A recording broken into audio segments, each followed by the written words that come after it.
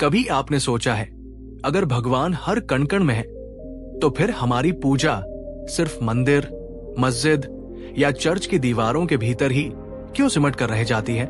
अगर हर धर्म का उद्देश्य इंसान को अच्छा और नेक बनाना है, तो फिर इतिहास में और आज भी धर्म के नाम पर इतनी नफरत, इतनी हिंसा क्यों होती है? ये सवाल सदियों से हर उस इंसान के मन में उठा है जो केवल परंपराओं को ढोना नहीं चाहता, बल्कि सत्य को खोजना चाहता है। और आज की ये कहानी सिर्फ एक प्रश्न से शुरू होती है। इस दुनिया में, इस ब्रह्मांड में सबसे बड़ा धर्म आखिर है क्या? क्या ये घंटों की पूजा है? क्या ये कठोर व्रत और उपवास है? या फिर ये कोई ऐसा रहस्य है जिसे हम अपनी भागदौड़ की जिंदगी में पूरी तरह से भूल चुके हैं? नमस्कार मेरे प्यारे दोस्तों, और स्वागत है आपका हमारे चैनल पर, जहां हम मिलकर जीवन के इन गहरे रहस्यों की परतों को खोलते हैं। आज हम समय में पीछे चलेंगे, उस दौर में जब तथागत गौतम बुद्ध अपनी ज्ञान की करुणा से मानवता का मार्गदर्शन कर रहे थे। और हम उस क्षण के साक्षी बनेंगे जब उनसे यही प्रश्न पूछा गया, और उन्होंने जो जवाब दिया उसने उस समय के सबसे बड़े पंडितों और राजाओं को भी निशब्द कर दिया था। ये कहानी आपकी पूजा, आपके व्रत और आपके धर्म के प्रति आपकी पूरी सोच को बदल सकती है। इसलिए इस वीडियो को अंत तक पूरे ध्यान से देखिएगा, क्योंकि अंत में जो सत्य उजागर होगा वो शायद आपकी आत्मा को छू जाए। ये उस समय की बात है जब प्राचीन भारत अपनी ज्ञान परंपरा के शिखर पर था। राजगृह नगरी के वेणुवन विहार में गौतम बुद्ध अपने भिक्षु संघ के साथ ठहरे हुए थे। उनकी कीर्ति एक सुगंध की तरह चारों दिशाओं में फैल चुकी थी। दूर दूर से लोग अपनी आत्मा की प्यास बुझाने, अपने दुखों का समाधान पाने और अपने उलझे हुए सवालों के जवाब खोजने उनकी शरण में आते थे। कोई अपना दुख लेकर आता, कोई अपना संशय लेकर, तो कोई अपनी जिज्ञासा लेकर। एक दिन जब बुद्ध अपना प्रवचन समाप्त कर चुके थे, एक वृद्ध ब्राह्मण उनके समक्ष उपस्थित हुआ। उसकी उम्र लगभग 80 वर्ष रही होगी। उसका शरीर समय के साथ झुक गया था, पर उसकी आंखों में दशकों के अध्ययन और तपस्या की एक तीव्र चमक थी। वो अपने समय के एक महान विद्वान और कर्मकांडी पंडित थे, जिनका सभी सम्मान करते थे। वो बुद्ध के सामने विनम्रता से झुके और हाथ जोड़कर बोले, भगवान, तथागत, मैंने अपना पूरा जीवन धर्म को समझने और उसका पालन करने में समर्पित कर दिया। मैंने वेदों का अध्ययन किया, उपनिषदों का पाठ किया, जीवन भर कठोर पूजा पाठ किया, अग्नि में आहुतियां दी, महीनों तक व्रत और उपवास रखे, अनगिनत यज्ञ किए और हजारों गायों का दान दिया। मैंने वो सब कुछ किया जो धर्म ग्रंथों में लिखा है। पर भगवान, इन सब के बावजूद आज जब मैं अपने जीवन के अंतिम पड़ाव पर खड़ा हूं, तो मेरा मन अशांत है। मुझे आज तक उस परम शांति की अनुभूति नहीं हुई जिसकी मैंने जीवन भर तलाश की। कृपा करके मेरी एक अंतिम शंका का समाधान करें। मुझे बताइए, इस जगत में सबसे बड़ा धर्म क्या है? क्या ईश्वर की अनवरत आराधना और कर्मकांड ही सबसे बड़ा धर्म है, या सत्य कुछ और है? ये प्रश्न सुनकर पूरी सभा में एक गहरा सन्नाटा छा गया। ये किसी साधारण व्यक्ति का प्रश्न नहीं था। ये उस व्यक्ति का प्रश्न था जिसने अपना पूरा जीवन धर्म के नाम पर समर्पित कर दिया था। बुद्ध ने शांत दृष्टि से उस वृद्ध ब्राह्मण की ओर देखा। उनकी आंखों में न कोई निर्णय था, न कोई उपदेश, केवल असीम करुणा थी। वे उस ब्राह्मण की जीवन भर की यात्रा को, उसकी थकान को, उसकी सच्ची प्यास को देख पा रहे थे। एक क्षण के लिए बुद्ध मौन रहे। ये एक ऐसा मौन था जिसमें हजारों शब्द समाये हुए थे। फिर उनके होठों पर एक बहुत ही रहस्यमयी मुस्कान उभरी, और उन्होंने वे शब्द कहे जो किसी भी धर्म ग्रंथ के सार से भी अधिक गहरे थे। हे ब्राह्मण, अगर तुम्हें उस परम सत्य, उस ईश्वर को पाना है, तो पहले तुम्हें जीवित इंसान को समझना होगा। क्योंकि जो व्यक्ति अपने सामने खड़े एक जीवित, दुखी इंसान के भीतर ईश्वर का अंश नहीं देख सकता, वो भला मंदिर के बेजान पत्थर में उसे कभी कैसे पाएगा? दोस्तों, एक पल के लिए इस बात की गहराई को महसूस कीजिए। हम घंटों भगवान के आगे सिर झुकाते हैं, पर जब हमारे सामने कोई जरूरतमंद इंसान आता है तो हम अहंकार से सीधे खड़े रहते हैं या उससे मुंह फेर लेते हैं। तो क्या हमारी वो पूजा सच्ची हो सकती है? अगर आपको लगता है कि धर्म का असली अर्थ हमारी पूजा पाठ की विधियों से कहीं अधिक गहरा है, तो नीचे कमेंट में पूरी दृढ़ता से लिखिए, सच्चा धर्म इंसानियत है। ब्राह्मण बुद्ध के इस उत्तर से थोड़ा भ्रमित था। उसने अपनी पूरी जिंदगी ज्ञान और शब्दों में बिताई थी। उसे एक ठोस शास्त्रीय उत्तर की अपेक्षा थी। बुद्ध ने उसके मन की स्थिति को समझा और कहा, हे ब्राह्मण, शब्द केवल संकेत है, वे सत्य नहीं है। मैं तुम्हें शब्दों में नहीं, कर्मों में उत्तर दूंगा। कल सुबह सूर्योदय के समय तुम मेरे साथ नगर भ्रमण पर चलो। अगली सुबह वो वृद्ध ब्राह्मण नियत समय पर बुद्ध के पास पहुंच गया। बुद्ध अपने शांत स्थिर कदमों से नगर की गलियों की ओर चल पड़े। वे नगर के सबसे समृद्ध हिस्सों से नहीं, बल्कि सबसे गरीब और उपेक्षित बस्ती की ओर गए। चलते चलते बुद्ध एक बहुत ही जीर्ण शीर्ण टूटी फूटी झोपड़ी के सामने आकर रुक गए। झोपड़ी के अंदर से एक स्त्री के दर्द भरे करहाने की आवाज आ रही थी। वहां एक बीमार महिला मैले कुचैले कपड़ों में जमीन पर पड़ी थी। उसका शरीर तेज बुखार से तप रहा था और वो ठंड से कांप रही थी। उसका कोई सहारा नहीं था। उसके 2 छोटे छोटे बच्चे पास में बैठे रो रहे थे। वे शायद कई दिनों से भूखे थे। झोपड़ी में चारों ओर गंदगी और निराशा का वास था। ब्राह्मण ये दृश्य देखकर थोड़ा असहज हो गया और दूर ही खड़ा रहा। लेकिन बुद्ध ने एक पल भी संकोच नहीं किया। उन्होंने बिना कुछ कहे उस झोपड़ी के कोने में पड़ी एक झाड़ू को उठाया और उस पूरी झोपड़ी को साफ करने लगे। फिर वे पास के कुएं से पानी भर कर लाए। उन्होंने एक साफ कपड़े को गीला करके उस स्त्री के माथे पर पट्टियां रखी ताकि उसका बुखार कम हो सके। उन्होंने अपने भिक्षा पात्र में से कुछ भोजन निकालकर पहले उन भूखे बच्चों को खिलाया और फिर उस स्त्री को अपने हाथों से सहारा देकर थोड़ा सा सूप पिलाया। वो वृद्ध ब्राह्मण ये सब देखकर हैरान, अचंभित और स्तब्ध था। एक तथागत, एक बुद्ध जिसे राजा महाराजा अपने सिंहासनों पर बिठाते हैं, वो एक अछूत मानी जाने वाली गरीब और बीमार स्त्री की ऐसी सेवा कर रहा था।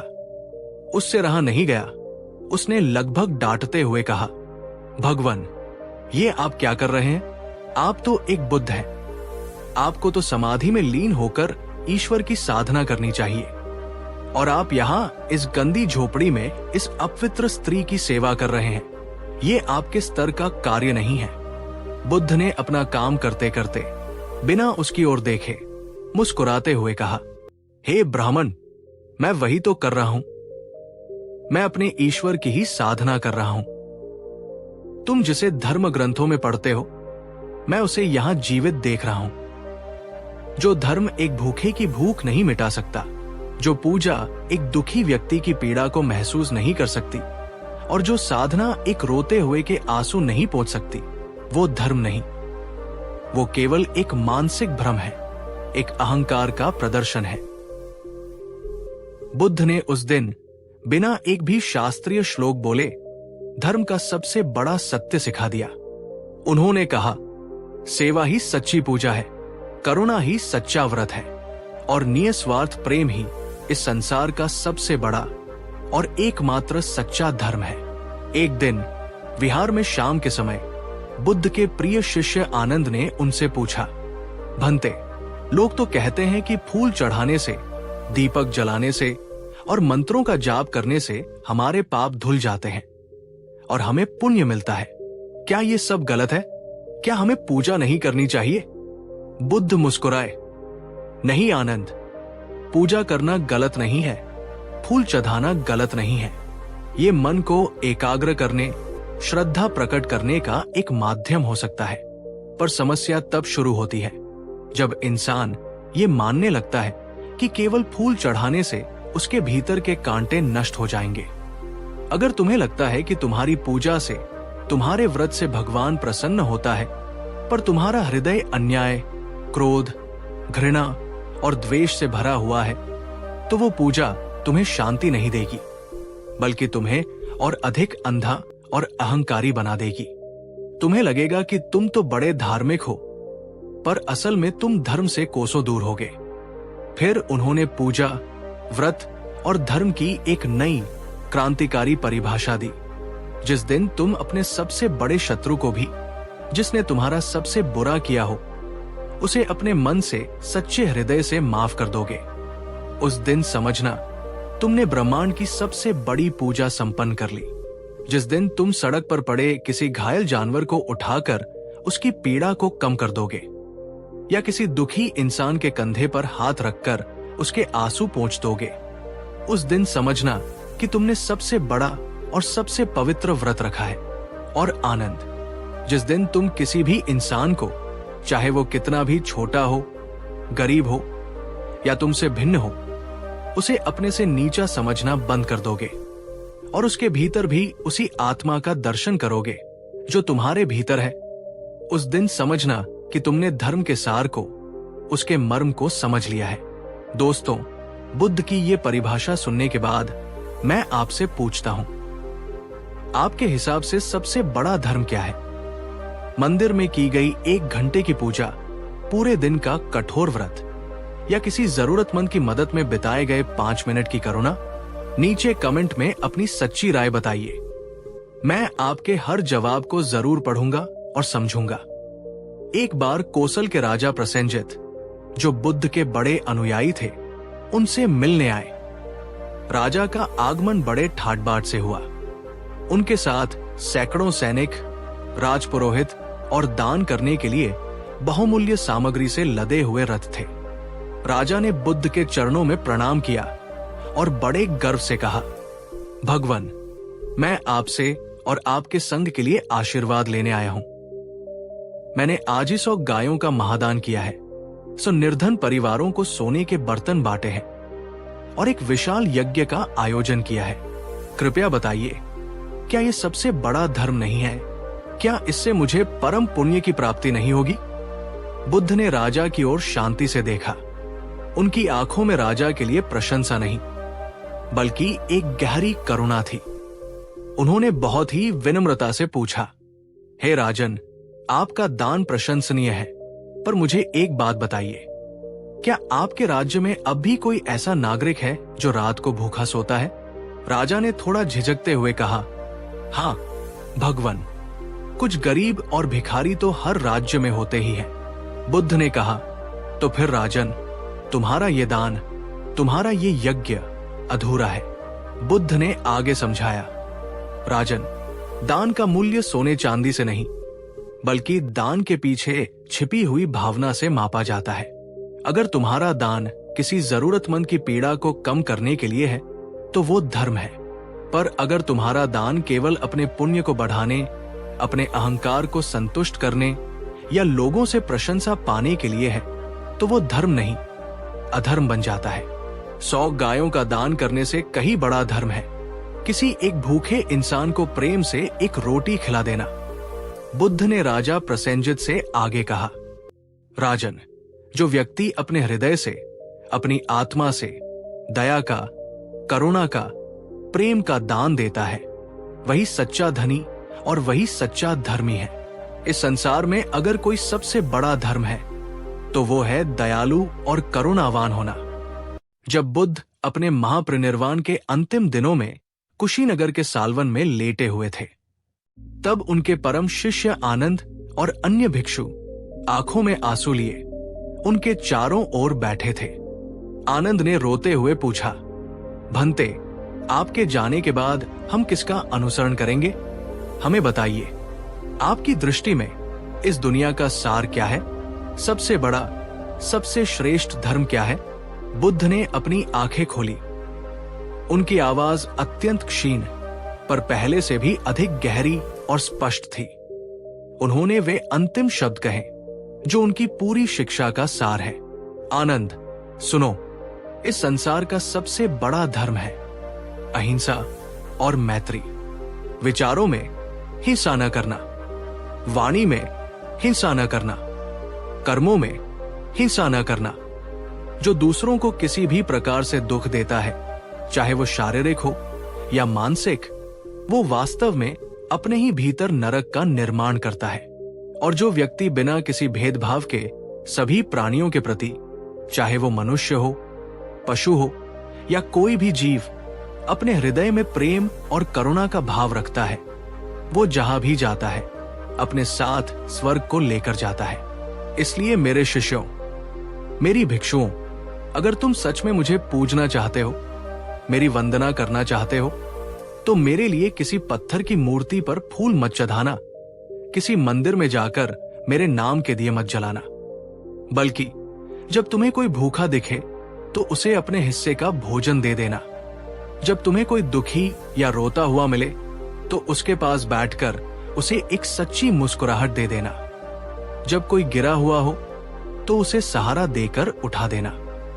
वही मेरी सबसे सच्ची पूजा होगी, वही सबसे बड़ा धर्म होगा। दोस्तों, आज हम 21वीं सदी में जी रहे हैं। हमने विज्ञान और तकनीक में अद्भुत प्रगति कर ली है, पर धर्म के मामले में हम शायद आज भी उसी ब्राह्मण की तरह भ्रमित हैं। आज हम धर्म को उसके बाहरी प्रतीकों से मापते हैं, हमारे कपड़ों से, हमारे माथे पर लगे तिलक से, हमारे नाम और हमारी जाति से, हमारे मंदिरम मस्जिद चर्च के आकार से। पर बुद्ध का धर्म इनमें से किसी में भी नहीं था। उनका धर्म था मानवता, दयालुता, सत्यता। बुद्ध हमें ये नहीं सिखाते कि हमें नास्तिक बन जाना चाहिए, बल्कि वे हमें सिखाते हैं कि हमें सच्चा आस्तिक बनना चाहिए। और सच्चा आस्तिक वही है जो केवल ऊपर वाले से नहीं, बल्कि अपने आसपास मौजूद हर जीव से प्रेम करता है। जब तक हम किसी दूसरे के दर्द को अपना दर्द महसूस नहीं करेंगे, तब तक कोई भी पूजा, कोई भी व्रत, कोई भी तीर्थ हमें मुक्त नहीं कर सकता। तो दोस्तों, अब आप ही बताइए, अगर बुद्ध आज हमारे बीच होते और वे हमारे आज के समाज को देखते, तो क्या वे ये नहीं कहते कि आज मानवता का संकट ही धर्म का सबसे बड़ा संकट है और सबसे बड़ा धर्म इंसानियत को बचाना है? नीचे कमेंट में पूरे हृदय से लिखिए, सबसे बड़ा धर्म इंसानियत। और अगर आप चाहते हैं कि बुद्ध का ये सच्चा, शुद्ध और सार्वभौमिक संदेश इस दुनिया में और अधिक फैले, जो नफरत और विभाजन से भरी हुई है, तो इस वीडियो को लाइक करें, हर उस व्यक्ति के साथ शेयर करें जिसे इसकी जरूरत है। और अगर आप बुद्ध की ऐसी ही गहरी और आत्मा को जगाने वाली शिक्षाओं से हमेशा जुड़े रहना चाहते हैं, तो हमारे चैनल को सब्सक्राइब करें और उस घंटी को भी जरूर दबाएं। जब बुद्ध मौन हुए तो वो वृद्ध ब्राह्मण उनके चरणों में झुक गया। उसकी आंखों में अब द्वंद्व नहीं, बल्कि कृतज्ञता के आंसू थे। उसे अपने जीवन के अंतिम क्षणों में वो शांति मिल गई थी, जिसे वो जीवन भर बाहर खोजता रहा। जहां करुणा है वही भगवान है, जहां प्रेम है वही सच्चा धर्म है, और जहां ये दोनों नहीं है वहां सिर्फ अंधकार है। बुद्ध की ये अमर वाणी युगों युगों तक गूंजती रहेगी और हमें याद दिलाती रहेगी कि सबसे बड़ा धर्म न पूजा है, न व्रत। सबसे बड़ा धर्म है एक अच्छा, सच्चा और करुणावान इंसान बनना। अगर ये कहानी, ये संदेश आपके हृदय को छू गया हो, तो इसे जरूर शेयर कीजिए, क्योंकि किसी की सोच में सकारात्मक बदलाव लाना भी एक सच्ची सेवा और एक सच्चा धर्म है। नीचे कमेंट में लिखिए, मैं बुद्ध के मार्ग पर चलने का प्रयास करूंगा। और हमेशा याद रखिए, जो दूसरों के लिए जीता है वही वास्तव में धर्म को जीता है। धन्यवाद। आपका जीवन शुभ हो, मंगलमय हो और करुणा से परिपूर्ण हो। पिछले एपिसोड में आपने सुना जब एक ज्ञानी ब्राह्मण ने बुद्ध से पूछा कि सबसे बड़ा धर्म क्या है, तो तथागत गौतम बुद्ध ने कहा था, सबसे बड़ा धर्म न पूजा है, न व्रत। सबसे बड़ा धर्म है करुणा। लेकिन बुद्ध की ये बात सुनकर कई लोगों के मन में एक नया सवाल उठा, एक ऐसा सवाल जो आज भी हमारे समाज में गूंजता है। अगर करुणा ही सबसे बड़ा धर्म है, तो फिर उस व्यक्ति का क्या जो पूजा पाठ नहीं करता, जो मंदिर नहीं जाता, जो किसी ईश्वर को नहीं मानता, क्या जो पूजा नहीं करता वो अधर्मी है? क्या वो पापी है? क्या भगवान केवल उन्हीं के हैं जो मंदिरों में सिर झुकाते हैं या मस्जिदों में सजदा करते हैं? आज की कहानी इसी गहरे सवाल का जवाब देती है। ये कहानी है एक ऐसे युवक की जो अपराध बोध के भारी बोझ तले दबा हुआ था। एक ऐसा युवक जिसने बुद्ध से कांपते हुए पूछा, मैं पूजा नहीं करता इसलिए शायद मैं पापी हूं। तो चलिए बुद्ध की प्रज्ञा के प्रकाश में धर्म और पाप के इस सबसे बड़े भ्रम को दूर करते हैं। अंत तक बने रहिएगा, क्योंकि ये कहानी आपके धर्म को देखने का नजरिया हमेशा के लिए बदल सकती है। ये घटना बुद्ध के उस उपदेश के कुछ दिनों बाद की है, जब उन्होंने करुणा को ही सबसे बड़ा धर्म बताया था। बुद्ध उस समय वैशाली के एक शांत उपवन में ठहरे हुए थे। सुबह का समय था। वातावरण में चिड़ियों की मधुर चहचहाहट थी और बुद्ध अपने कुछ भिक्षुओं के साथ गहरे ध्यान में लीन थे। तभी एक युवक दबे पांव उनके पास आया। उसके कपड़े फटे पुराने थे, पर उसकी आंखों में एक अजीब सी सच्चाई थी। उसका चेहरा थका हुआ था और उसकी पूरी काया अपराध बोध के एक अदृश्य भार से झुकी हुई थी। वो बुद्ध के सामने कुछ दूरी पर आकर घुटनों के बल बैठ गया, पर कुछ कहने की हिम्मत नहीं जुटा पा रहा था। बुद्ध ने अपनी आंखें खोली। उनकी दृष्टि में न कोई प्रश्न था, न कोई निर्णय, केवल असीम करुणा थी। उन्होंने उस युवक को देखा और अत्यंत कोमल स्वर में कहा, वत्स, तुम्हारे मन में क्या पीड़ा है? निर्भय होकर कहो। बुद्ध की करुणा भरी आवाज सुनकर युवक की आंखों से आंसू बह निकले। वो हाथ जोड़कर कांपती हुई आवाज में बोला, भंते, मैं एक बहुत बड़ा पापी हूं। मैं एक अधर्मी हूं।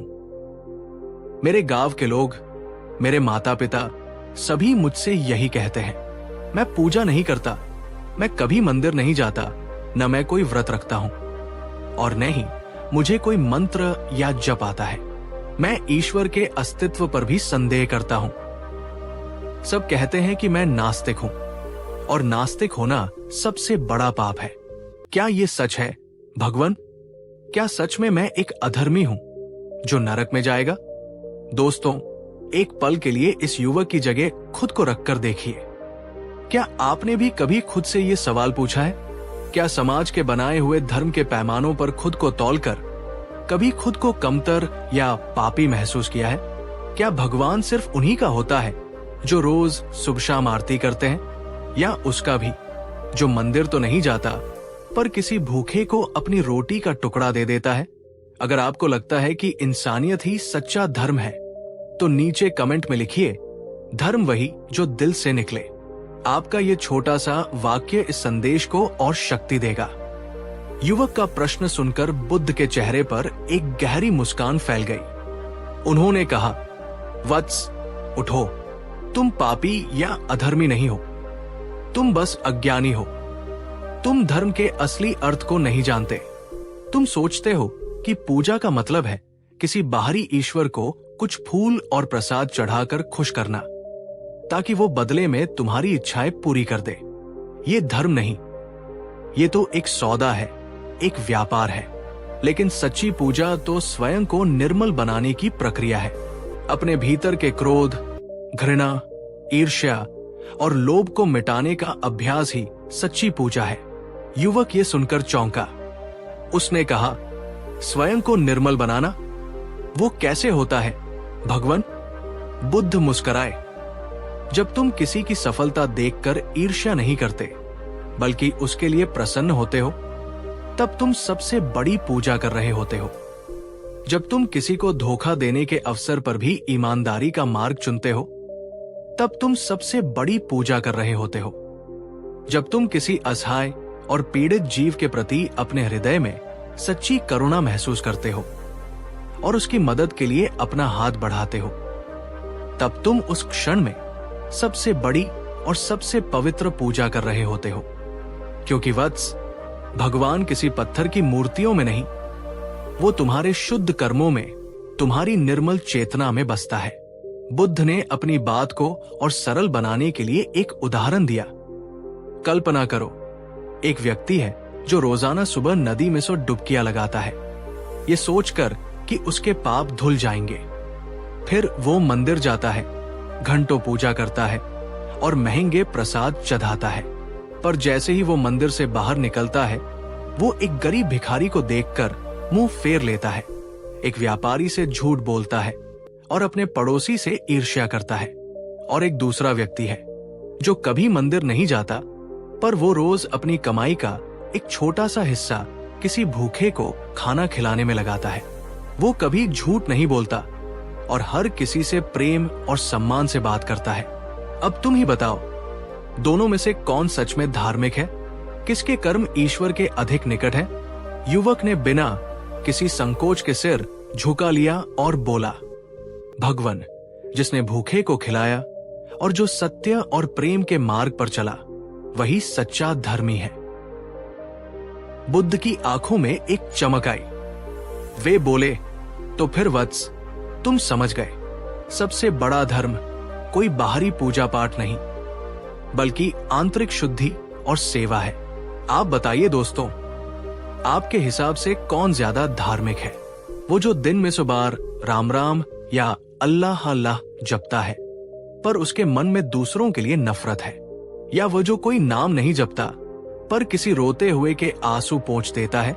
नीचे कमेंट में अपनी राय जरूर बताइए, क्योंकि आपका जवाब शायद किसी और की धार्मिक कट्टरता की सोच को बदल दे। बुद्ध की वाणी उस युवक के हृदय में अमृत की तरह उतर गई। उसके मन पर वर्षों से पड़ा अपराध बोध का भारी पत्थर जैसे पिघल गया। उसने रोते हुए, पर इस बार खुशी के आंसुओं के साथ कहा, भंते, अब मैं समझ गया। अब तक मैं धर्म को, भगवान को बाहर ढूंढता रहा, मंदिरों में, मूर्तियों में, पर मैं ये नहीं जानता था कि वो मेरे भीतर, मेरे ही कर्मों में छिपा हुआ था। बुद्ध ने उसके सिर पर हाथ रखा और बोले, वत्स, धर्म कोई ऐसा चोला नहीं है जिसे तुम पहन सकते हो, या कोई ऐसा आचरण नहीं है जिसका तुम दिखावा कर सकते हो। धर्म एक आंतरिक अनुभव है। जब तुम्हारा हृदय प्रेम और करुणा से भरा होता है, तो तुम स्वाभाविक रूप से धार्मिक हो जाते हो, चाहे तुम किसी भी ईश्वर को मानो या न मानो। याद रखो, जिस दिल में दया है, वहां पहले से ही एक जीवंत मंदिर है। बुद्ध ने उसे एक अंतिम निर्देश दिया, अब तुम जाओ और ये चिंता मत करो कि तुम पूजा करते हो या नहीं, पर आज से ये संकल्प लो कि तुम रोज किसी एक जीव की निस्वार्थ मदद करोगे। किसी प्यासे को पानी पिलाना, किसी भूखे को भोजन देना, किसी गिरे हुए को उठाना, या बस किसी उदास व्यक्ति को देखकर एक सच्ची मुस्कुराहट देना, वही तुम्हारी आरती होगी, वही तुम्हारा प्रसाद होगा और वही तुम्हारी सच्ची प्रार्थना होगी। दोस्तों, क्या आपने कभी किसी की एक छोटी सी भी मदद की है, जिससे आपको बाहरी प्रशंसा तो नहीं मिली, पर आपके भीतर एक गहरी शांति, एक अद्भुत सुकून का अनुभव हुआ हो? अगर हाँ, तो नीचे कमेंट में लिखिए, यही सच्चा धर्म है। उस दिन के बाद उस युवक का जीवन पूरी तरह से बदल गया। उसने अपराध बोध में जीना छोड़ दिया। वो सुबह उठता और बस यही सोचता कि आज वह किसके काम आ सकता है। वो गांव के बीमारों की सेवा करने लगा, बूढ़ों के लिए लकड़ियां काट कर लाने लगा और भूखे बच्चों को अपने हिस्से की रोटी खिलाने लगा। वो ये सब बिना किसी दिखावे के, बिना किसी नाम की चाह के चुपचाप करता और चला जाता। शुरुआत में गांव के लोग हैरान हुए, पर धीरे धीरे वे उसकी निस्वार्थ सेवा को देखने लगे। वही लोग जो कल तक उसे नास्तिक और अधर्मी कहकर ताने मारते थे, अब सम्मान से कहने लगे, ये देखो, ये वही युवक है जो कभी पूजा नहीं करता था, पर आज इसके कर्मों में हमें साक्षात भगवान दिखाई देता है। ये तो चलता फिरता मंदिर बन गया है। बुद्ध के प्रिय शिष्य आनंद ने जब ये अद्भुत परिवर्तन देखा, तो वे बड़े आश्चर्य से बुद्ध के पास गए और बोले, भंते, ये तो चमत्कार हो गया। आपने तो उस युवक को बिना कोई पूजा पाठ सिखाए, बिना कोई मंत्र दिए, एक सच्चा साधक बना दिया। बुद्ध मुस्कुराए, आनंद, चमत्कार मैंने नहीं, उस युवक के अपने ही कर्मों ने किया है। मैंने तो बस उसे उसके भीतर की शक्ति का आईना दिखाया है। याद रखो, जब हृदय में सच्चा प्रेम और सच्ची करुणा जागती है तो हर सांस एक प्रार्थना बन जाती है और हर कर्म एक पूजा। जिस दिन इंसान ये समझ जाएगा कि किसी का भला करना ही सबसे बड़ी भक्ति है और किसी का दिल दुखाना ही सबसे बड़ा पाप है, उसी दिन इस दुनिया से अधर्म अपने आप मिट जाएगा। इस घटना के बाद बुद्ध ने अपने सभी शिष्यों को एक बहुत ही गहरी और महत्वपूर्ण चेतावनी दी। उन्होंने कहा, सावधान रहना मेरे भिक्षुओं, कर्म के मार्ग पर चलते चलते कभी कभी धर्म भी अहंकार का रूप ले लेता है। कई लोग सेवा करते हैं, दान देते हैं और फिर मन में ये भाव ले आते हैं, देखो मैं कितना बड़ा धार्मिक हूं, मैं कितना बड़ा दानी हूं। और जिस क्षण ये मैं का भाव आता है उसी क्षण धर्म का सार मर जाता है और अहंकार का जन्म हो जाता है। ये अधर्म से भी ज्यादा खतरनाक है क्योंकि ये धर्म के चोले में छिपा होता है। याद रखो, सच्चा धर्म विनम्र होता है, शांत होता है। वो कभी अपनी अच्छाई का ढिंढोरा नहीं पीटता। जैसे एक सुंदर फूल कभी अपनी खुशबू की गिनती नहीं करता, वो तो बस अपनी प्रकृति के कारण सुगंध फैलाता है। वैसे ही एक सच्चा धार्मिक व्यक्ति अपने पुण्यों की गिनती नहीं करता, वो तो बस अपने करुणा भाव के कारण शुभ कर्म करता है। दोस्तों, क्या आपने अपने आसपास ऐसे लोग देखे हैं जो बहुत पूजा पाठ करते हैं पर उनके दिल में दूसरों के लिए घृणा, अहंकार और भेदभाव भरा होता है? तो क्या वे सच में धार्मिक है? अगर आपका जवाब नहीं है तो इस वीडियो को लाइक जरूर करें, क्योंकि यही बुद्ध का सबसे बड़ा संदेश है। धर्म तुम्हारे दिल में है, तुम्हारे दिखावे में नहीं। संध्या का समय था। बुद्ध शांत बैठे थे और अस्त होता हुआ सूर्य आकाश में अद्भुत रंग बिखेर रहा था। शिष्य आनंद ने एक अंतिम प्रश्न पूछा, भंते, अगर पूजा, व्रत, जप ये सब धर्म के बाहरी रूप है तो फिर मनुष्य के जीवन का अंतिम लक्ष्य क्या होना चाहिए? बुद्ध ने अपनी शांत गहरी आंखों से आनंद को देखा और उत्तर दिया, आनंद, मनुष्य जीवन का एक ही परम लक्ष्य है, अपने भीतर की सोई हुई करुणा को पूरी तरह से जगा देना। क्योंकि जब तुम अपनी करुणा को जगाते हो तो तुम न केवल दूसरों के दुखों को महसूस करते हो, बल्कि तुम स्वयं इस ब्रह्मांड की एकात्मता से जुड़ जाते हो। तब तुम्हें हर जीव में अपना ही प्रतिबिंब दिखाई देता है और उस अवस्था में तुम किसी को कष्ट पहुंचा ही नहीं सकते। जो दूसरों के दुख को महसूस कर सकता है और उसे दूर करने का प्रयास करता है, वही सच में धार्मिक है, वही सच में प्रबुद्ध है। याद रखो, ईश्वर या प्रकृति, तुम उसे जो भी नाम दो, वो तुम्हें तुम्हारी पूजा या तुम्हारे चढ़ावे से नहीं, बल्कि तुम्हारे व्यवहार और तुम्हारी नीयत से पहचानता है। हर बार जब तुम किसी के प्रति बिना किसी स्वार्थ के दयालु बनते हो तो तुम उस क्षण में अपने भीतर के ईश्वर को, अपने भीतर के बुद्ध को प्रकट कर देते हो। इस यात्रा में हमारे साथ बने रहने के लिए आपका हृदय से धन्यवाद। और याद रखिए, जो दूसरों के लिए जीता है वही सच में धर्म को जीता है। बुद्ध शरणं गच्छामि।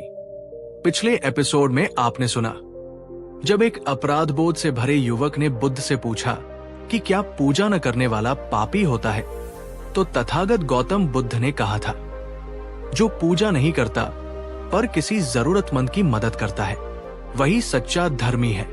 लेकिन बुद्ध की ये करुणा की शिक्षा एक और भी गहरे और कठिन सवाल को जन्म देती है। किसी जरूरतमंद की मदद करना, किसी दुखी के प्रति दया दिखाना शायद फिर भी संभव है, पर उस व्यक्ति का क्या जो हमें कष्ट देता है, जो हमारा अपमान करता है, जो हमारी पीठ में छुरा घोंपता है, क्या उसके प्रति भी प्रेम और करुणा रखना संभव है? और अगर संभव है भी तो क्यों? क्या ये कायरता नहीं है? आज की हमारी कहानी इसी सबसे कठिन मानवीय परीक्षा का जवाब देती है। ये कहानी है एक क्रोध से भरे शिष्य की और बुद्ध के उस उत्तर की, जिसने न केवल उस शिष्य को बल्कि पूरी मानवता को धर्म का सबसे ऊंचा और सबसे कठिन पाठ पढ़ा दिया।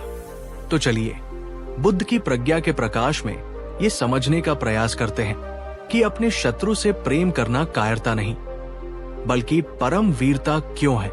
संध्या का समय था। वेणुवन विहार में चारों ओर एक अद्भुत शांति फैली हुई थी। पक्षी अपने घोंसलों की ओर लौट रहे थे और अस्त होता हुआ सूर्य आकाश में सिंदूरी रंग बिखेर रहा था। बुद्ध अपने कुछ शिष्यों के साथ एक पत्थर की शिला पर शांति से बैठे थे, जैसे वे स्वयं उस शांति का केंद्र हो। तभी उस शांत वातावरण को चीरता हुआ उनका एक शिष्य देवदत्त क्रोध में लगभग कांपता हुआ उनके पास आया। उसके नथुने फूल रहे थे, मुट्ठियां भिंची हुई थी और चेहरा क्रोध से लाल था।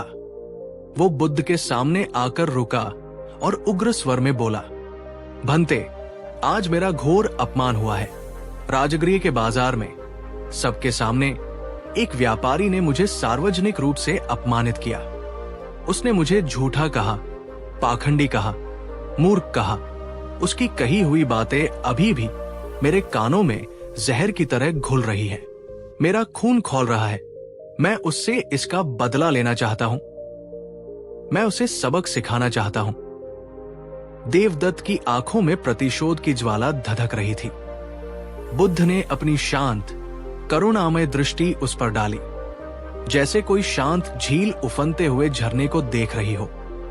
उन्होंने अत्यंत शांत स्वर में पूछा, देवदत्त, क्या उस व्यापारी के शब्दों ने तुम्हारे शरीर को छुआ? क्या उन्होंने तुम्हारे भीतर जो ज्ञान है उसे छुआ?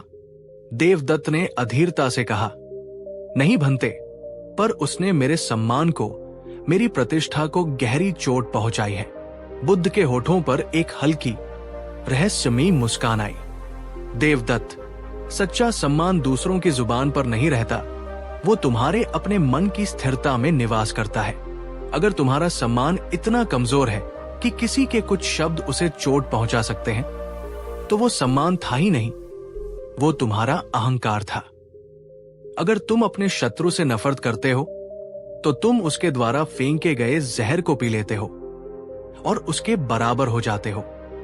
लेकिन अगर तुम उस स्थिति में भी अपने मन में प्रेम और शांति बनाए रखते हो, तो तुम उस जहर को अमृत में बदल देते हो और तुम उससे बहुत ऊपर उठ जाते हो। दोस्तों, आप बताइए, क्या किसी ऐसे व्यक्ति से प्रेम करना या उसे क्षमा करना आसान है जिसने आपको सार्वजनिक रूप से अपमानित किया हो, आपको गहरी चोट पहुंचाई हो? अगर आपको भी लगता है कि प्रेम और क्षमा ही इस दुनिया की सबसे कठिन पर सबसे शक्तिशाली साधना है, तो नीचे कमेंट में लिखिए, सही कहा बुद्ध ने। देवदत्त बुद्ध की इस बात से और भी उलझन में पड़ गया। बुद्ध ने उसकी मनोदशा को समझते हुए कहा, देवदत्त, जो व्यक्ति तुम्हें क्रोधित करता है वो तुम्हें कष्ट देने नहीं आता, वो तो तुम्हें ये सिखाने आता है कि तुम्हारे भीतर अभी कितनी शांति शेष है और कितनी अशांति अभी बाकी है। वो तुम्हारा शत्रु नहीं, तुम्हारा सबसे बड़ा गुरु है। देवदत्त ने आश्चर्य से भरकर पूछा, गुरु? जो मेरा अपमान करे, जो मुझे नीचा दिखाए, वो मेरा गुरु कैसे हो सकता है? बुद्ध की मुस्कान और गहरी हो गई, क्योंकि वही तुम्हें वो आईना दिखाता है जिसे तुम खुद कभी नहीं देखना चाहते। वही तुम्हें दिखाता है कि तुम्हारे भीतर अभी कितना अहंकार, कितना क्रोध और कितना आत्म महत्व का भाव बाकी है। तुम्हारे मित्र तो हमेशा तुम्हारी प्रशंसा करेंगे, वे तुम्हें तुम्हारे आराम के दायरे में ही रखेंगे, पर तुम्हारा तथाकथित शत्रु ही तुम्हें तुम्हारी सीमाओं को चुनौती देता है और तुम्हें उनसे पार जाने का अवसर प्रदान करता है। जिस दिन कोई तुम्हारा अपमान करे और तुम्हारे भीतर क्रोध की जगह करुणा का भाव जगे, जिस दिन कोई तुम्हें चोट पहुंचाए और तुम्हारे मन में बदले की भावना की जगह क्षमा का फूल खिले, उसी दिन समझना देवदत्त कि धर्म तुम्हारे भीतर केवल एक विचार बनकर नहीं, बल्कि एक जीवंत अनुभव बनकर उतर गया है। क्रोध करना बहुत आसान है क्योंकि वो पशुओं का स्वभाव है। क्षमा करना बहुत कठिन है क्योंकि वह देवत्व का स्वभाव है। और याद रखो, जो मार्ग जितना कठिन होता है वो उतना ही सत्य के निकट होता है। क्या आपने कभी किसी को माफ किया है जिसने आपको बहुत गहरा दर्द दिया था? अगर हाँ, तो उस क्षमा के बाद आपको कैसा महसूस हुआ? क्या आपके मन से एक बोझ नहीं उतर गया? अपने अनुभव को साझा करें। नीचे कमेंट में लिखिए, मैंने क्षमा करना सीख लिया है। आपकी ये एक पंक्ति किसी और को भी क्षमा करने की शक्ति दे सकती है। इस घटना के कुछ समय बाद एक दिन बुद्ध अपने शिष्यों के साथ नगर में भिक्षाटन के लिए निकले।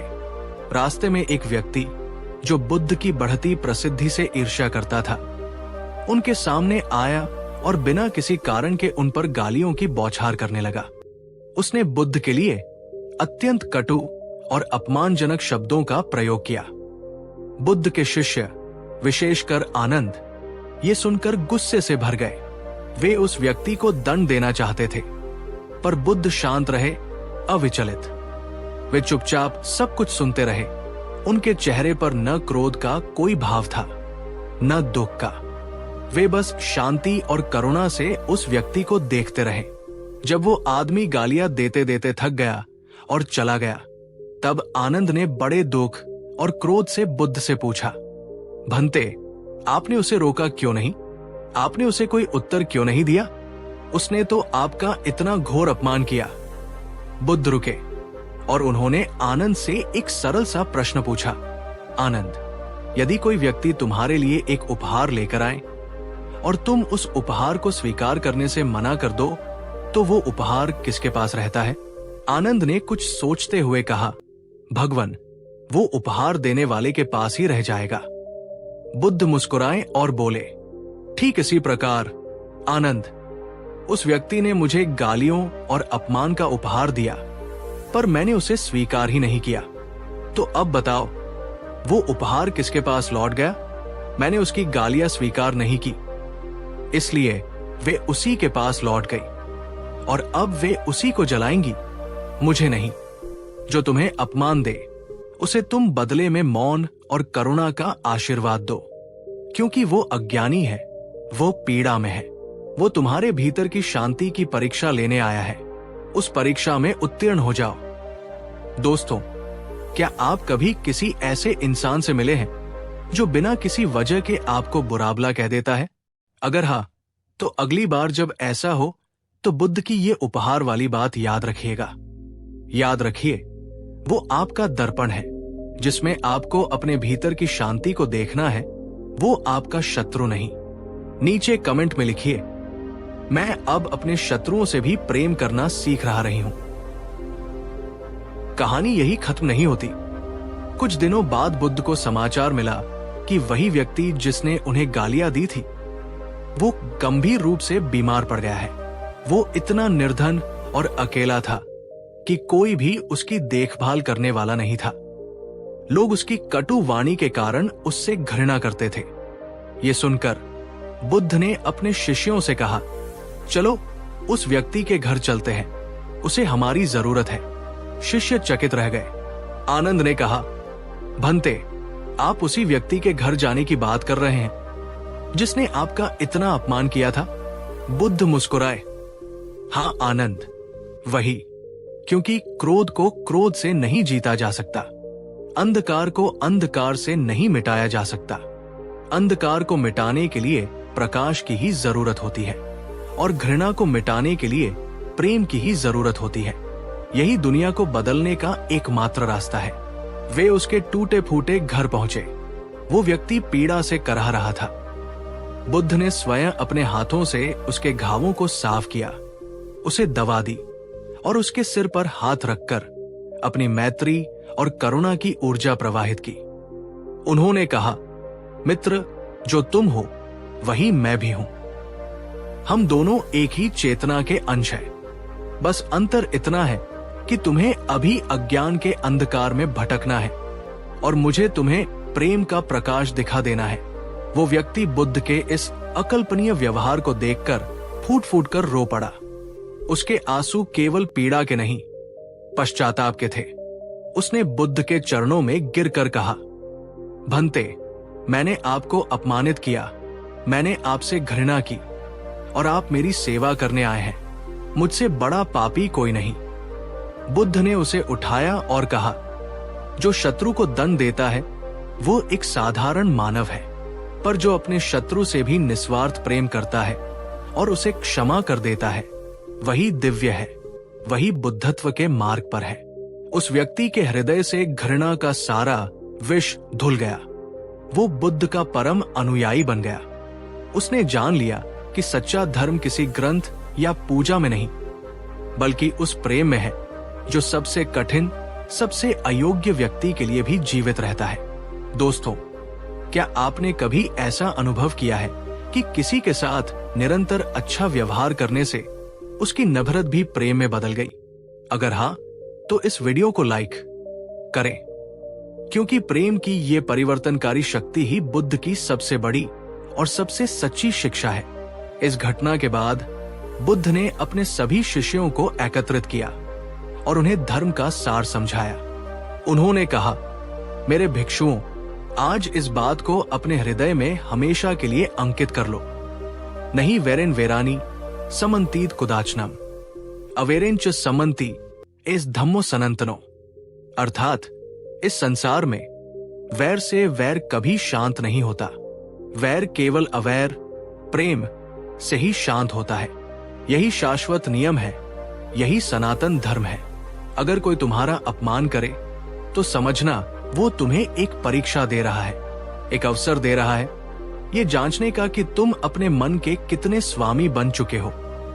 और अगर तुम उस परीक्षा में शांत और करुणामय रह सको तो समझना तुमने धर्म को केवल पढ़ा नहीं बल्कि पा लिया है। जो अपने शत्रु से प्रेम करता है वही सच्चा धार्मिक है, क्योंकि ये प्रेम केवल एक भावना नहीं, ये एक गहरी साधना है, एक कठिन तपस्या है। प्रेम का मतलब ये नहीं है कि तुम कमजोर हो या तुम अन्याय को सह रहे हो। प्रेम का मतलब है कि तुम इतने शक्तिशाली हो, तुम्हारा हृदय इतना विशाल है कि किसी और की नकारात्मकता, किसी और की घृणा तुम्हारे भीतर टिक ही नहीं सकती। तो दोस्तों, अब आप बताइए, अगर आज के बाद कोई आपका अपमान करे, कोई आपको चोट पहुंचाए, तो क्या आप उसे माफ करने का, उसके प्रति भी करुणा का भाव रखने का प्रयास करेंगे? ये बहुत कठिन है, मैं जानता हूं, पर असंभव नहीं। नीचे कमेंट में ये संकल्प लिखिए, मैं माफ करने की शक्ति अपने भीतर जगाऊंगा, क्योंकि यही है बुद्ध का सच्चा रास्ता। क्रोध नहीं, करुणा, प्रतिशोध नहीं, क्षमा, द्वेष नहीं, प्रेम। और यही है सच्चा, सनातन और सर्वोच्च धर्म। इस गहरी और चुनौतीपूर्ण यात्रा में हमारे साथ बने रहने के लिए आपका हृदय से धन्यवाद।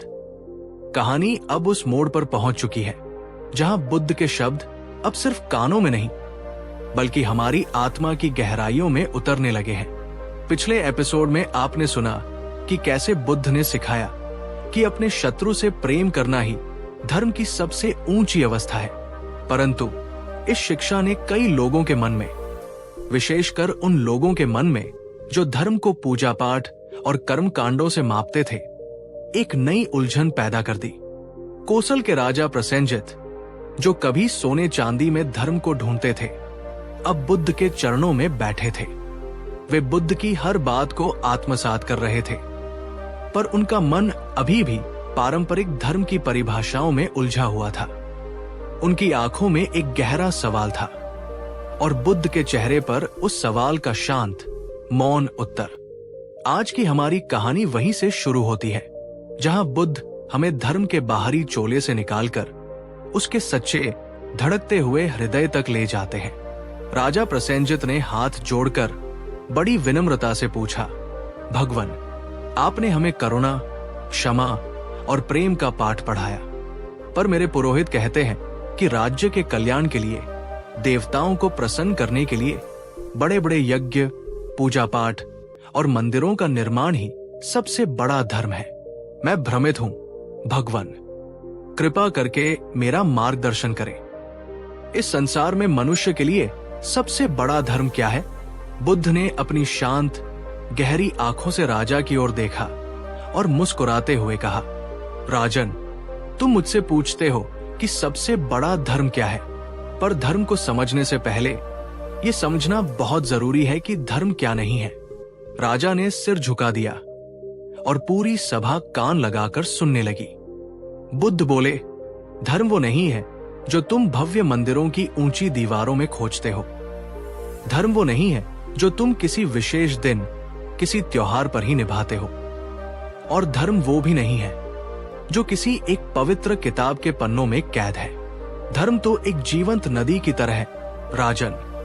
वो बहता है, वो तुम्हारे हृदय की करुणा में बहता है, तुम्हारे व्यवहार की सच्चाई में बहता है और तुम्हारे हर कर्म की पवित्रता में बहता है। दोस्तों, एक पल के लिए सोचिए, हम धर्म को कहाँ ढूंढते हैं? तीर्थ यात्राओं में, मंदिरों की मूर्तियों में या कर्म कांडों की जटिल विधियों में? पर क्या आपने कभी यह सोचा है कि मंदिर में घंटों पूजा करने से बड़ा धर्म सड़क पर किसी जरूरतमंद की 5 मिनट मदद करना भी हो सकता है? नीचे कमेंट में लिखिए, आपके अनुसार सच्चा धर्म क्या है? एक शब्द में बताइए। राजा प्रसेनजित ने कहा, भगवान कृपा करके और सरल शब्दों में समझाएं।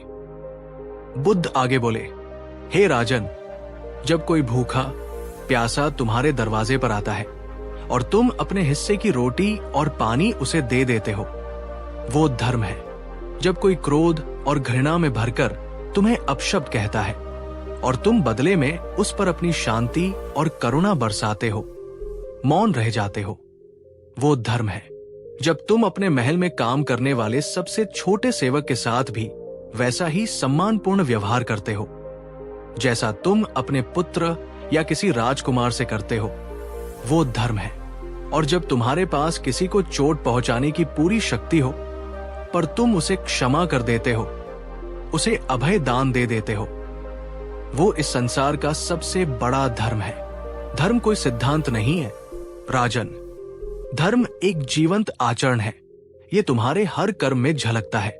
बुद्ध की ये सरल पर सीधी चोट करने वाली बातें सुनकर राजा प्रसेनजित की आंखें नम हो गई। उनके मन पर वर्षों से पड़े कर्म कांडों के बोझ और अहंकार के पर्दे हटने लगे। उन्होंने धीरे से कांपती हुई आवाज में कहा, भगवान, मैं कितना अज्ञानी था। मैंने अब तक धर्म को सोने चांदी से, यज्ञ की अग्नि से और मंदिरों के पत्थरों से मापा। मैंने उसे हमेशा बाहर ढूंढा, पर आज मुझे ये समझ आया, वो तो मेरे अंदर ही था, मेरे ही कर्मों की प्रतीक्षा कर रहा था। बुद्ध मुस्कुराए। उनकी मुस्कान में एक पिता का अपनी संतान के प्रति वात्सल्य था। हाँ राजन, तुम सत्य के निकट पहुंच रहे हो। धर्म बाहर नहीं, वो भीतर खिलता है। जैसे कमल कीचड़ में जन्म लेकर भी कीचड़ से अछूता और पवित्र रहता है, वैसे ही सच्चा धर्म संसार की कठिनाइयों, अपमानों और लालचों के बीच रहकर भी अपनी सुगंध और पवित्रता नहीं खोता। दोस्तों, जरा सोचिए, अगर हर इंसान अपने भीतर के इस धर्म को जगा ले, अगर हर कोई दूसरों के साथ वही व्यवहार करे जो वो खुद के लिए चाहता है, तो क्या हमें किसी और स्वर्ग की जरूरत पड़ेगी? क्या ये धरती स्वर्ग नहीं बन जाएगी? आप बताइए, क्या धर्म सिर्फ रीति रिवाजों और परंपराओं को निभाने में है या हमारे दैनिक व्यवहार में भी है? बुद्ध ने अपनी बात को एक अंतिम दृष्टांत से समाप्त किया। उन्होंने कहा, राजन, धर्म वह है जो दूसरों को राहत दे, जो उनके दुखों को कम करे। धर्म वह है जो तुम्हारे अपने भीतर शांति लाए, जो तुम्हारे अहंकार और मैं के भाव को मिटाए। और अंततः धर्म वह है जिससे किसी भी प्राणी को, चाहे वो मनुष्य हो या पशु, कोई कष्ट न पहुंचे, कोई दुख न हो। वही सबसे बड़ा सर्वोच्च धर्म है। ये सुनकर राजा प्रसेनजित अपने सिंहासन से उठ खड़े हुए। उन्होंने अपने महंगे वस्त्रों और मुकुट की ओर देखा और फिर बुद्ध के सरल भगवा वस्त्रों की ओर। उन्होंने हाथ जोड़ दिए और एक गहरा संकल्प लिया, भगवान, आज से मैं आपके दिखाए मार्ग पर चलूंगा। अब मैं सोने के मंदिर कम बनवाऊंगा और भूखों के लिए अन्न भंडार ज्यादा भरवाऊंगा। मैं बड़ी बड़ी पूजाएं कम करूंगा और बीमारों और जरूरतमंदों की सेवा ज्यादा करूंगा। बुद्ध ने अपना हाथ उठाकर उन्हें आशीर्वाद दिया और कहा, राजन, यही धर्म का सच्चा आरंभ है। सेवा से बड़ा कोई यज्ञ नहीं और करुणा से बड़ा कोई देवता नहीं। कहते हैं उस दिन के बाद राजा प्रसेनजित का जीवन पूरी तरह से बदल गया। उन्होंने कोई भव्य यज्ञ नहीं किया, उन्होंने कोई बड़ा मंदिर नहीं बनवाया, पर अगले ही दिन उन्होंने अपने महल के बाहर खड़े एक भूखे गरीब बच्चे को अपने हाथों से भोजन खिलाया। और उस बच्चे की आंखों में जो कृतज्ञता और खुशी की चमक उन्होंने देखी, उसी पल उन्हें लगा कि उनके जीवन का सबसे बड़ा पुण्य, सबसे बड़ी पूजा उसी क्षण संपन्न हुई है। बुद्ध की वाणी दिन रात उनके मन में गूंजती रही। सबसे बड़ा धर्म है दयालु होना। तो दोस्तों, आज की इस कहानी से बुद्ध हमें यही सिखाना चाहते हैं कि धर्म किसी एक परंपरा, किसी एक किताब या किसी एक पूजा विधि का गुलाम नहीं है। धर्म एक सार्वभौमिक अनुभव है। ये एक माँ की ममता में है, ये एक मित्र की निस्वार्थ सहायता में है, और ये आपके उस छोटे से कर्म में है जब आप किसी जानवर को भी प्रेम से सहलाते हैं। जब आपका हृदय करुणा से भर जाता है तो आपका हर कर्म पूजा बन जाता है और आपका पूरा जीवन ही एक धर्म बन जाता है। अगर आपको बुद्ध की ये गहरी और जीवन बदलने वाली शिक्षाएं दिल को छू गई तो इस वीडियो को अपना प्यार दीजिए।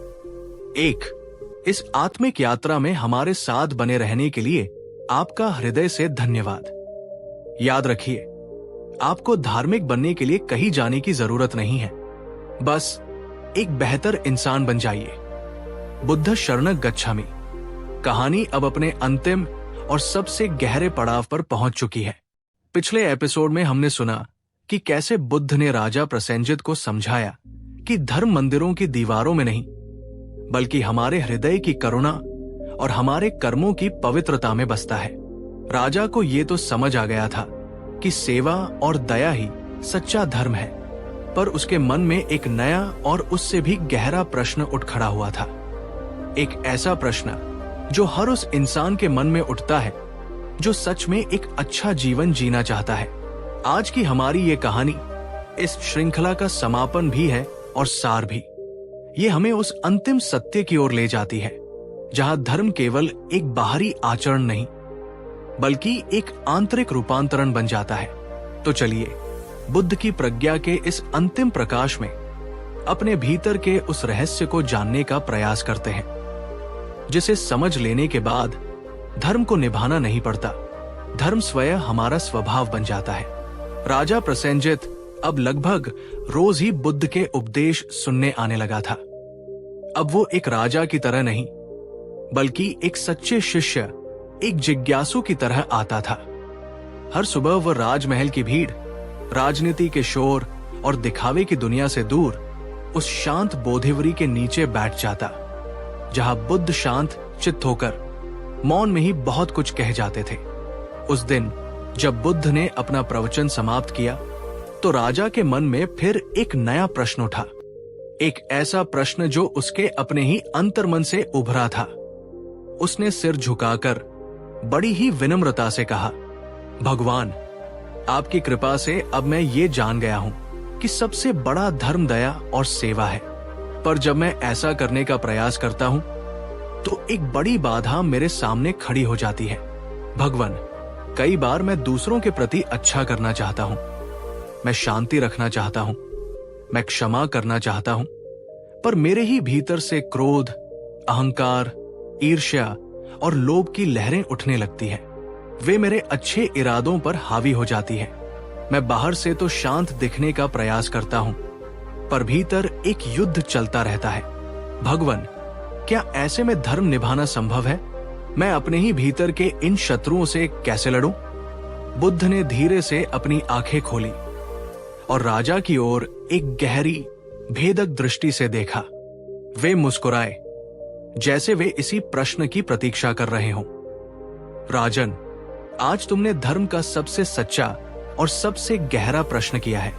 अब तुम धर्म की सतह से उसकी आत्मा की ओर बढ़ रहे हो। धर्म निभाना मतलब केवल बाहर की दुनिया को बदलना या अच्छे कर्मों का दिखावा करना नहीं है। धर्म निभाने का सच्चा और एकमात्र अर्थ है अपने ही भीतर के अंधकार को मिटाना। राजा ये सुनकर चौंक गया। भीतर का अंधकार? भगवान? बुद्ध बोले, हाँ राजन, तुम्हारा क्रोध ही अंधकार है, तुम्हारा अहंकार ही अंधकार है, तुम्हारा लालच और तुम्हारी ईर्ष्या ही अंधकार है। और जब तक ये अंधकार तुम्हारे भीतर रहेगा, तब तक तुम्हारे द्वारा किया गया कोई भी अच्छा कर्म, कोई भी धर्म स्थायी नहीं हो सकता। वो उस दीपक की तरह है जिसे तुम तूफान में जलाने की कोशिश कर रहे हो, वो बार बार बुझ जाएगा। दोस्तों, एक पल के लिए ईमानदारी से सोचिए जरा, कितनी बार ऐसा होता है कि हम बाहर से तो बहुत अच्छे, बहुत शांत और धार्मिक दिखने की कोशिश करते हैं, पर अंदर ही अंदर किसी के प्रति घृणा, ईर्ष्या या क्रोध की आग में जल रहे होते हैं। कितनी बार हम दूसरों को उनकी गलतियों के लिए दोष देते हैं, वो बुरा है, ये दुनिया खराब है। लेकिन क्या हमने कभी अपने भीतर झांककर ये देखने की हिम्मत की है कि हमारे अपने अंदर भी कितना क्रोध, कितनी ईर्ष्या या कितना स्वार्थ छिपा हुआ है? नीचे कमेंट में लिखिए। आपके अनुसार इंसान के भीतर का सबसे बड़ा अंधकार क्या होता है? क्रोध, अहंकार, ईर्ष्या या कुछ और? बुद्ध अपनी बात को आगे बढ़ाते हुए बोले, राजन, जैसे रात अपने आप नहीं जाती, उसे भगाने के लिए एक छोटा सा दीपक जलाना पड़ता है, वैसे ही ये भीतर का अंधकार भी अपने आप नहीं मिटता। इसे कोसने से या इससे लड़ने से भी ये नहीं मिटता। इसे मिटाने का केवल एक ही उपाय है, जागरूकता, माइंडफुलनेस का दीपक जलाना। राजा ने बड़ी उत्सुकता से पूछा, भगवान, ये जागरूकता का दीपक कैसे जलाया जाए? बुद्ध मुस्कुराए, ये बहुत सरल है, पर इसके लिए धैर्य चाहिए। हर बार जब तुम्हारे भीतर क्रोध की लहर उठे और तुम उस पर प्रतिक्रिया करने के बजाय बस एक पल रुककर उसे देखो, जैसे तुम नदी के किनारे खड़े होकर एक गंदी लहर को गुजरते हुए देखते हो, उसी क्षण वह दीपक जलता है। तुम्हारा मौन रह जाना ही उस दीपक की लौ है। हर बार जब तुम्हारे भीतर अहंकार सिर उठाए और कहे, मैं श्रेष्ठ हूं, मैं सही हूं, और तुम उस अहंकार को देखने के बजाय विनम्र बन जाओ, झुक जाओ, उसी क्षण वह दीपक जलता है। हर बार जब तुम्हारा मन किसी और की सफलता देखकर ईर्ष्या करे, तुलना करे, और तुम उस ईर्ष्या के जहर को पीने के बजाय अपने पास जो है उसके लिए कृतज्ञ हो जाओ, उसी क्षण वह दीपक तुम्हारे भीतर की रोशनी को और फैलाता है। राजा प्रसेनजित की आंखों में आंसू आ गए। वो समझ गया था कि धर्म कोई बाहरी उपलब्धि नहीं, बल्कि एक आंतरिक युद्ध है जिसे हर पल, हर क्षण लड़ना पड़ता है। उसने कांपती हुई आवाज में कहा, भगवान, मैं कितना अज्ञानी था। मैंने अपने जीवन में लाखों दिए जलाए, मंदिरों में, यज्ञों में, उत्सवों में, पर वे सब तो बाहर थे। आज मुझे समझ आया कि असली और सबसे महत्वपूर्ण दीप तो मुझे अपने भीतर जलाना था।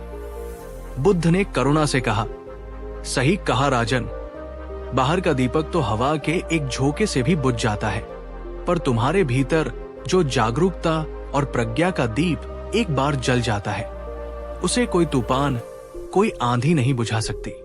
वो कभी नहीं बुझता। दोस्तों, आपने ध्यान दिया?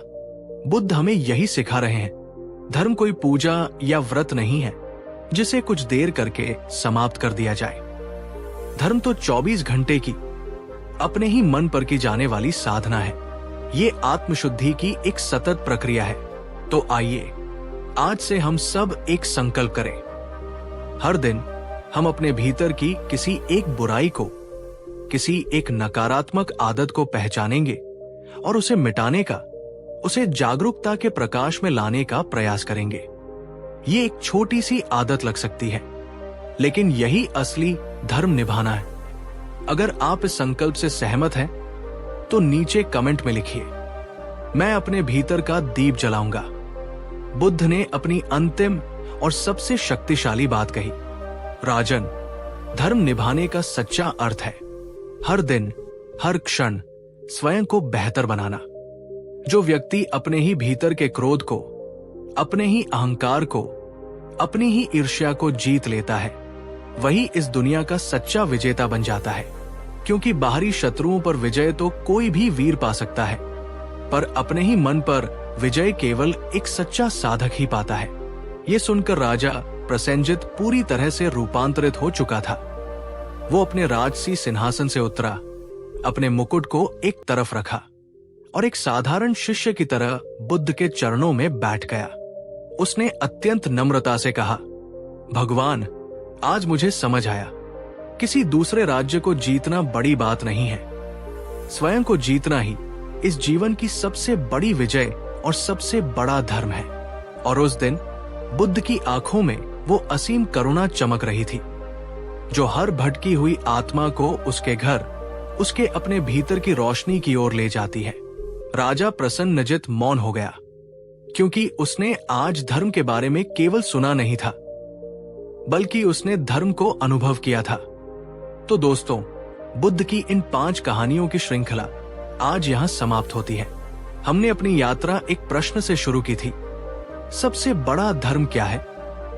और आज हम इस गहरे उत्तर पर पहुंचे हैं कि सबसे बड़ा धर्म है अपने ही भीतर के अंधकार को मिटाकर अपने भीतर करुणा, प्रज्ञा और शांति का दीप जलाना। धर्म कोई कर्मकांड नहीं, करुणा है। धर्म कोई पहचान नहीं, मानवता है। धर्म किसी को झुकाना नहीं, स्वयं झुक जाना है। धर्म किसी से घृणा करना नहीं, अपने शत्रु से भी प्रेम करना है। और अंततः धर्म बाहर नहीं, हमारे भीतर है। इस आत्मिक यात्रा में आरंभ से अंत तक हमारे साथ बने रहने के लिए आपका हृदय से धन्यवाद। याद रखिए, आपको धार्मिक बनने के लिए कहीं जाने की जरूरत नहीं है।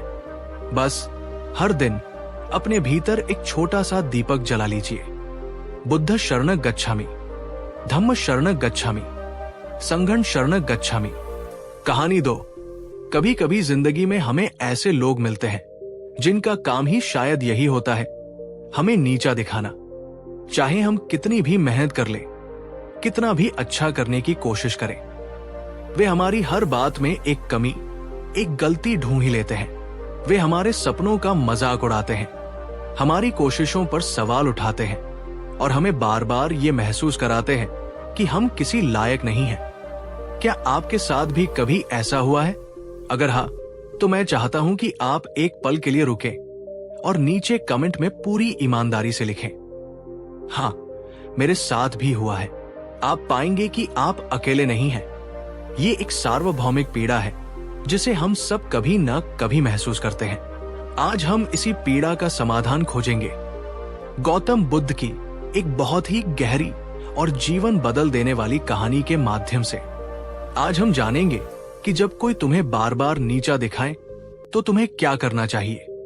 ये सिर्फ एक कहानी नहीं है, ये एक उपाय है, एक ढाल है जो आपको किसी भी अपमान और आलोचना से हमेशा के लिए बचा सकती है। तो इस वीडियो को अंत तक जरूर देखिएगा, क्योंकि अंत में बुद्ध ने जो रहस्य खोला वो आपकी आत्मा को भीतर से मजबूत बना देगा। ये उस समय की बात है जब बुद्ध की ख्याति दूर दूर तक फैल चुकी थी। वे जहां भी जाते, हजारों लोग उनके दर्शन के लिए उमड़ पड़ते। राजा महाराजा से लेकर साधारण किसान तक, हर कोई उनके ज्ञान और उनकी शांति से प्रभावित था। एक दिन वे अपने शिष्यों के साथ एक गांव से गुजर रहे थे। गर्मी का मौसम था, धूल उड़ रही थी। लोग बुद्ध को देखकर श्रद्धा से सिर झुका रहे थे, फूल बरसा रहे थे। माहौल बहुत ही शांत और पवित्र था। लेकिन तभी उस भीड़ में से एक व्यक्ति गुस्से में आगे आया। उसकी आंखें लाल थी, मुट्ठियां भिंची हुई थी। वो ईर्ष्या और घृणा की आग में जल रहा था। उसे बुद्ध की बढ़ती हुई प्रसिद्धि से बहुत जलन थी। वो जोर से चिल्लाया, अरे ढोंगी, तुम ये भगवा कपड़े पहनकर लोगों को मूर्ख बना रहे हो। तुम कोई ज्ञानी नहीं, तुम एक भगोड़े हो जो अपनी जिम्मेदारियों से भाग आया है। वो व्यक्ति रुका नहीं, वो बुद्ध को अपशब्द कहने लगा। उसने उनके चरित्र पर, उनके ज्ञान पर, यहां तक कि उनके शिष्यों पर भी भद्दे भद्दे आरोप लगाए। शिष्य ये सब सुनकर क्रोध से भर उठे। आनंद, जो बुद्ध के सबसे प्रिय शिष्य थे, का खून खौल उठा। उन्होंने आगे बढ़कर उस व्यक्ति को रोकना चाहा। बाकी शिष्यों की आंखों में भी गुस्सा था। भगवान, इसे जवाब दीजिए। ये आपकी और हमारे संघ की मर्यादा का अपमान कर रहा है। इसे इसकी जगह दिखाइए। लेकिन बुद्ध अचल खड़े रहे, एक चट्टान की तरह। उनके चेहरे पर न क्रोध था, न दुख, न ही कोई बेचैनी, बस एक गहरी शांति और एक हल्की सी करुणा से भरी मुस्कुराहट थी। जैसे उस व्यक्ति के शब्द उन तक पहुंच ही नहीं रहे थे, जैसे वे हवा में ही विलीन हो रहे थे। अब एक पल के लिए यहां रुकिए और खुद को उस स्थिति में रखकर देखिए। अगर कोई सार्वजनिक रूप से बिना किसी कारण के आपका इस तरह अपमान करे, तो आपका पहला रिएक्शन क्या होगा? क्या आप भी बुद्ध की तरह शांत रह पाएंगे, मुस्कुरा पाएंगे, या आपका मन क्रोध, शर्म और बदले की आग में जलने लगेगा? अगर आपका जवाब नहीं है, तो इसमें कुछ भी गलत नहीं है। हम सब इंसान हैं, लेकिन ये कहानी हमें ये सिखाने के लिए है कि एक और रास्ता है, एक ऐसा रास्ता जो हमें पीड़ा से मुक्ति दिला सकता है। तो चलिए आगे देखते हैं कि बुद्ध ने क्या किया। वो व्यक्ति और भी ज्यादा चिल्लाने लगा। बुद्ध का मौन उसे और भी ज्यादा उकसा रहा था। वो चाहता था कि बुद्ध प्रतिक्रिया दें, गुस्सा करें, ताकि वो कह सके, देखो ये कैसा ज्ञानी है। लेकिन बुद्ध शांत ही रहे। थोड़ी देर बाद वो व्यक्ति गालियां देते देते थक गया। उसका गला सूख गया। जब उसकी सारी ऊर्जा खत्म हो गई, तो वो झुंझलाकर बोला, क्या हुआ? चुप क्यों हो गए? मेरे सवालों का जवाब दो। क्या तुम मुझसे डर गए? तब बुद्ध ने अपनी शांत और गहरी आवाज में, जो उस पूरे कोलाहल में भी साफ सुनाई दे रही थी, बहुत ही विनम्रता से कहा, मित्र, क्या मैं तुमसे एक प्रश्न पूछ सकता हूं? वो आदमी चौंक गया। उसे इस तरह के शांत सवाल की उम्मीद नहीं थी। उसने कहा, हां, पूछो।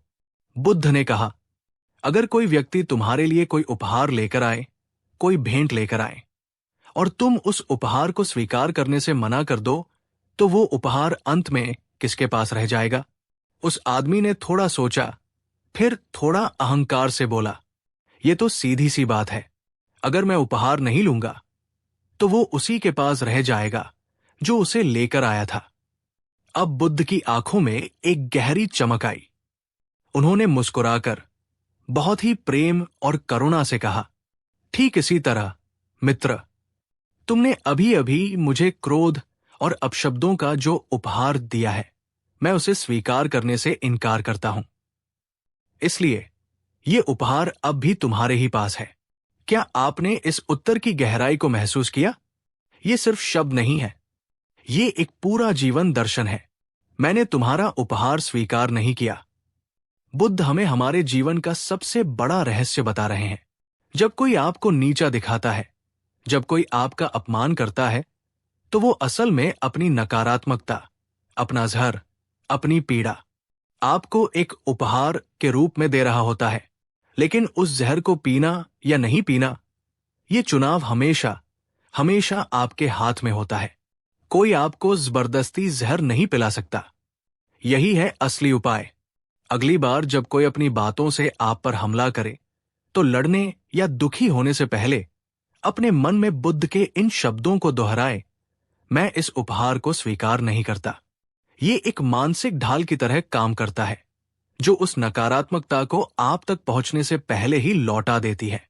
अगर ये एक विचार ही आपको शक्तिशाली महसूस करा रहा है, तो इस वीडियो को एक लाइक जरूर करें।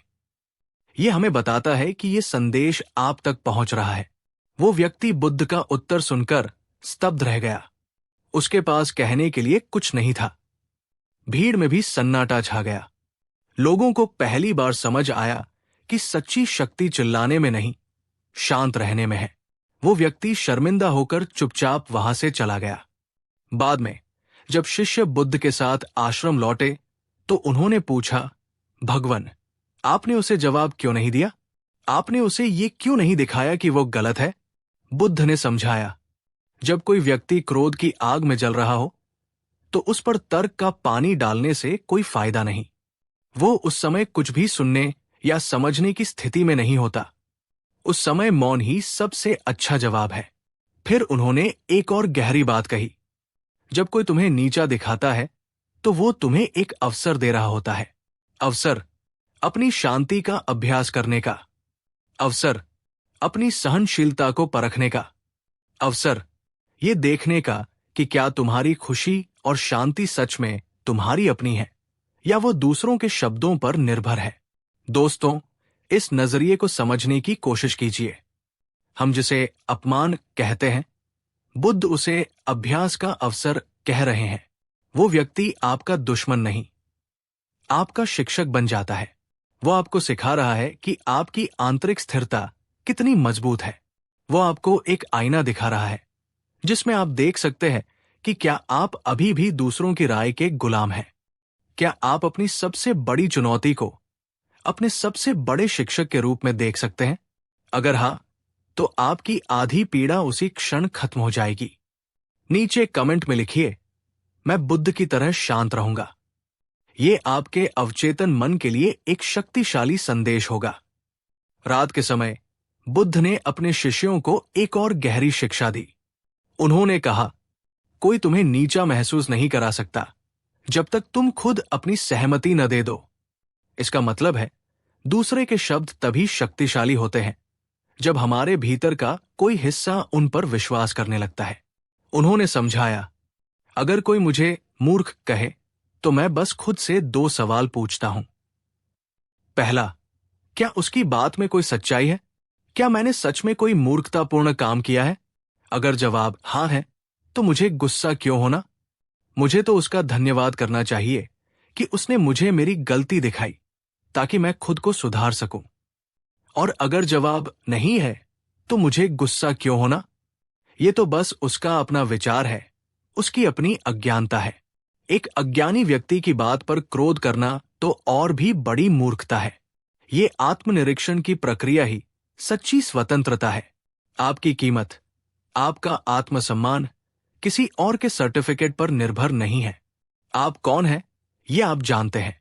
जैसे एक हीरा कीचड़ में गिर जाने से पत्थर नहीं बन जाता और आकाश पर धूल फेंकने से आकाश मैला नहीं हो जाता, वैसे ही किसी के अपशब्द कहने से तुम्हारा मूल्य कम नहीं हो जाता। अगले दिन वही व्यक्ति जिसने बुद्ध का अपमान किया था वापस आया, लेकिन आज उसकी आंखों में क्रोध नहीं, पश्चाताप के आंसू थे। वो बुद्ध के चरणों में गिर गया और बोला, मुझे क्षमा कर दीजिए, मैं रात भर सो नहीं सका। आपके मौन ने, आपकी शांति ने और आपकी करुणा ने मुझे अंदर तक हिला दिया है। मैंने आपको जहर दिया और आपने बदले में मुझे अमृत दिया। कृपया मुझे अपना शिष्य बना ले। बुद्ध ने उसे उठाया, गले लगाया और मुस्कुराकर कहा, मैंने तुम्हें नहीं बदला है मित्र। तुमने स्वयं अपने भीतर के अंधकार को देखा है और अब तुम प्रकाश की ओर मुड़ गए हो। तुम्हारा स्वागत है। दोस्तों, यही बुद्ध का मार्ग है। ये जीत निहारने का मार्ग नहीं है, ये रूपांतरित करने का मार्ग है। नफरत का जवाब नफरत से नहीं, बल्कि एक ऐसी अडिग शांति और करुणा से देना कि सामने वाला खुद ही बदल जाए। ये आसान नहीं है, लेकिन यही सबसे स्थायी जीत है। तो इस पूरी कहानी से वो अचूक उपाय क्या है जिसे हमें याद रखना है? इसे 4 सरल कदमों में समझते हैं। 1. उपहार को अस्वीकार करें। अपने मन में तुरंत ये विचार लाएं, ये उसकी नकारात्मकता है, मेरी नहीं। मैं इसे स्वीकार नहीं करता। 2. मौन और सांस पर ध्यान। तुरंत प्रतिक्रिया न दे, एक गहरी सांस ले। ये आपको अपनी भावनाओं का गुलाम बनने से रोकेगा। 3. करुणा का भाव लाए। याद करें कि वो व्यक्ति भीतर से दुखी है, उसके लिए मन ही मन शांति की कामना करें। 4. आत्ममूल्य को याद रखें। याद करें कि आपकी कीमत किसी और की राय से तय नहीं होती। आप जैसे हैं अनमोल हैं। अगर ये बातें आपके दिल को छू गई और आपको लगता है कि ये संदेश किसी और की भी मदद कर सकता है, तो इस वीडियो को शेयर जरूर करें। हो सकता है आपका एक शेयर किसी को गहरी पीड़ा से बाहर निकाल दे। और अगर आप भी अपनी आंतरिक शांति के लिए प्रतिबद्ध हैं, तो कमेंट में पूरी शक्ति से लिखिए, मैं अब किसी की बात से नहीं टूटूंगा। याद रखिए, जब कोई आपको बार बार नीचा दिखाता है तो वो असल में अपनी ही आंतरिक गरीबी का प्रदर्शन कर रहा होता है। एक अमीर इंसान कभी भीख नहीं मांगता। उसी तरह एक खुश और आत्मसम्मान से भरा इंसान कभी दूसरों का अपमान नहीं करता। बुद्ध का मार्ग आपको कायर बनना नहीं सिखाता, वो आपको इतना मजबूत बनना सिखाता है कि किसी और के शब्द आप पर असर ही न कर पाए। आपकी शांति आपकी अपनी हो, किसी और की मोहताज नहीं। अंतिम संदेश, अगर आपको बुद्ध की ये गहरी शिक्षा पसंद आई तो हमारे चैनल को सब्सक्राइब करना न भूलें, ताकि हम ऐसी ही जीवन बदलने वाली कहानियां आप तक लाते रहें। और नीचे कमेंट में हमें जरूर बताएं, आप अगली कहानी किस विषय पर सुनना चाहेंगे? बुद्ध और क्रोध, बुद्ध और भविष्य की चिंता, या बुद्ध और मोह? आपके सुझाव हमारे लिए बहुत महत्वपूर्ण हैं।